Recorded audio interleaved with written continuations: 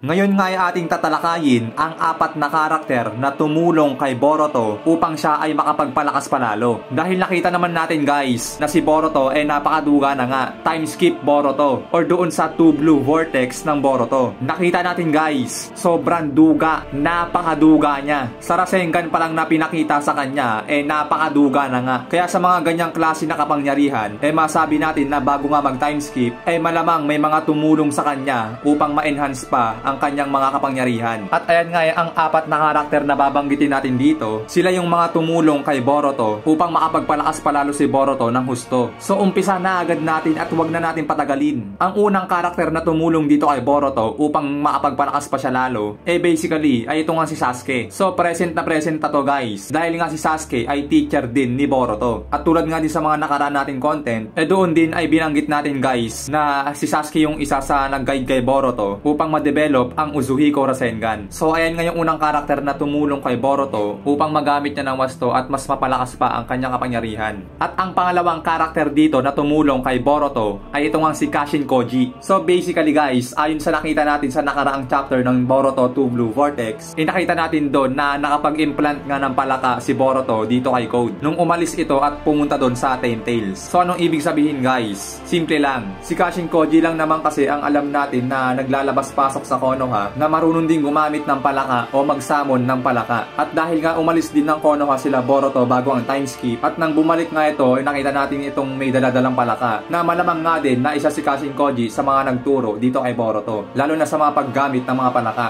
Na ibig sabihin lang din guys na si Boruto masabi natin na nakapag-aral din ng Senin mode, na kaya siguro masabi na lang natin na kung bakit nga ganun na lang kalakas yung Rasengan niya. Kasi basically diba, kapag ang isang jutsu ay hinaluan mo ng Sage mode o Sage Chakra, alam naman natin guys na dumodoble yung lakas ng jutsu mo, yung damage nito. Tsaka sa mga latest chapter din ng Two Blue Vortex, diba? Nandoon din si Kashin Koji. Kumbaga ilang chapter na yung dumaan sa Two Blue Vortex na nagpapakita rin na ilang beses na nga rin nagkasama itong si Boruto at Kashin Koji. So it means to say, masabi natin na may mga natutunan talaga o may mga tinuro si Kashin Koji kay Boruto. Malamang kasama na doon ang Senin mode. Ngayon, speaking of Boruto sa pag-aaral ng Senin mode, masabi natin na basic lang sa kanya to. Dahil natandaan natin guys, isa ng full Otsutsuki si Boruto. So isipin nyo, sila Hagoromo at Hamura, basic lang sa kanilang pag-aral ng Senin mode. Sa kadahilanan na may dugo silang Otsutsuki, madali silang nakakagather ng Nature Chakra. So half Otsutsuki yan sila Hagoromo at Hamura. Binasic lang yung Sage mode na aralin. So what if si Boruto na isang full Otsutsuki,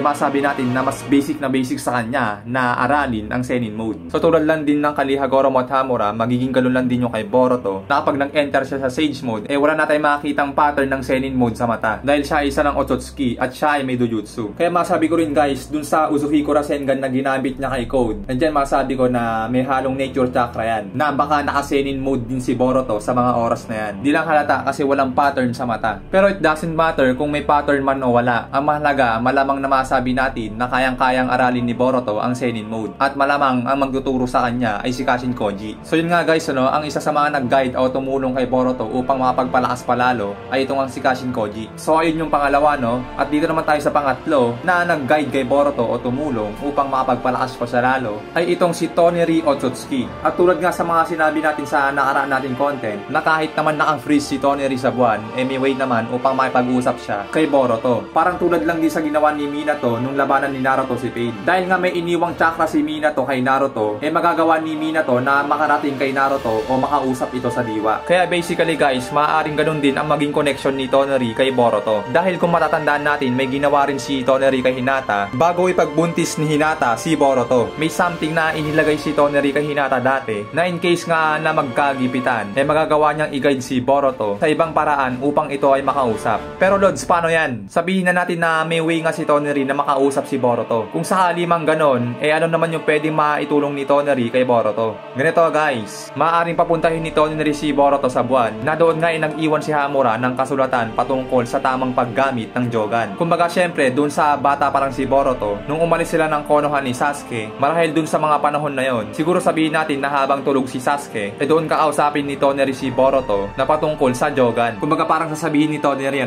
Boruto, paglaki mo, kung sakaling madiscover mo na yung ibang abilidad ng Jogan na yan, pumunta ka sa buwan at hanapin mo yung lugar na to. Basahin mo yung nakaulat doon o nakasulat sa bagay na ganito. So for example, sa ginawa doon ni Hagoromo, dun sa stone tablet, di ba may may mga sinulat doon si Hagoromo na magiging guide sa tamang paggamit ng Dojutsu. Mula Sharingan hanggang sa Rinnegan. Na ang makakabasa nga lang din na nakaulat doon is yung may Dojutsu na Sharingan hanggang sa Rinnegan. So marahil magiging ganun din ang case ni Boruto kay Toneri. So dahil nga si Toneri ay nagmula sa angkan ni Hamura, malamang may iniwan din si Hamura na parang kasulatan na magga-guide sa tamang paggamit ng Jogan. Katulad lang din ang ginawa ng kapatid ni Hamura na si Hagoromo. Kumbaga sabihin natin na parang stone tablet din yung ginawa ni Hamura, no? Na ang makakabasa nga lang sa nakasulat doon is yung nagtataglay ng Byakugan, Tensegan at Jogan. Na once nakakapag nabasa ni Boruto ang nakasulat doon using Jogan, yun yung magiging guide niya para magamit ng wasto ang kapangyarihan ng Jogan. So ayun yung maaaring maitulong ni Toneri kay Boruto once na makakonect na siya at makausap niya ito.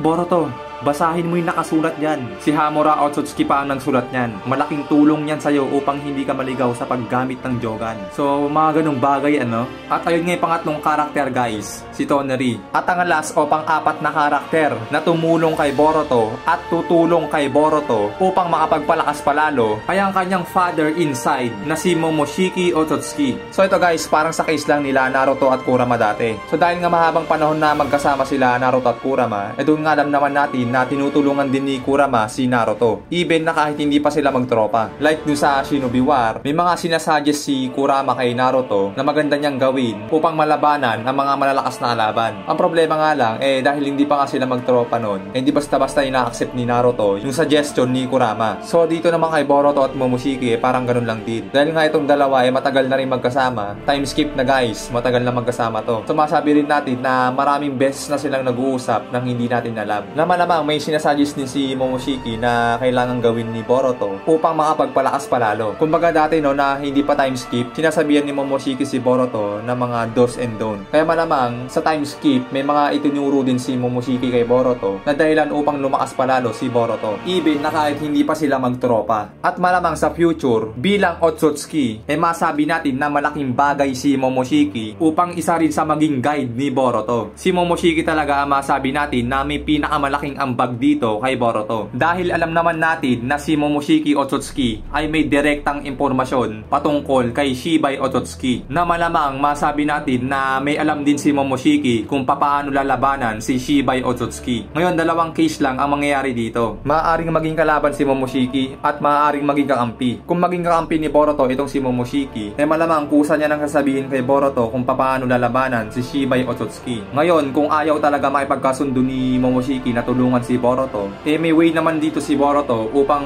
himukin si Momoshiki para matulungan siya neto na labanan si Shibai Otsutsuki. Simple lang naman alam naman natin na in the future na matik na magkakaroon si Boruto ng full control over Momoshiki. So bali nga dati diba si Boruto yung kinokontrol ni Momoshiki. Pero based nga din sa nakita natin ilang episode ng Boruto, nakita naman natin guys, may mga ilang part doon na nakakapalag ang batang Boruto sa pagkontrol sa kanya ni Momoshiki. So kung yung batang Boruto medyo nakakapalag na sa pagkontrol sa kanya ni Momoshiki, what if pa kaya sa future masabi natin na magkakaroon talaga ng full control si Boruto kay Momoshiki. Kaya may chance din si Boruto na matulungan siya ni Momoshiki. Malay ba natin, maaari ding alokin ni Boruto si Momoshiki na kapag natalo nila si Shibai Otsutsuki, kapalit nun magiging malaya na sila Momoshiki at di na nila kailangan pang gumawa pa ng mga paghahandog o mga pag-aalay at di na rin maging sunod-sunuran ng nakatataas sa kanila.